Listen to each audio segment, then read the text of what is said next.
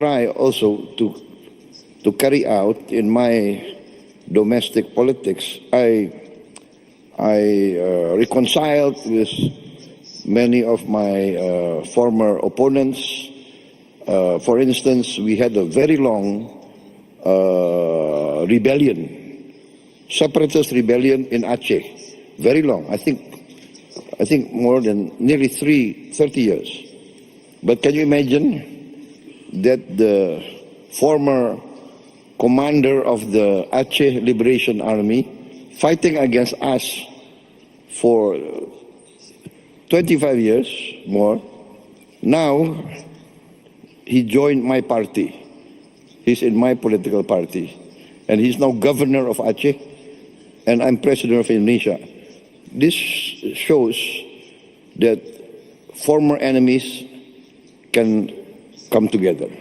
And I think this is the lesson of Nelson Mandela.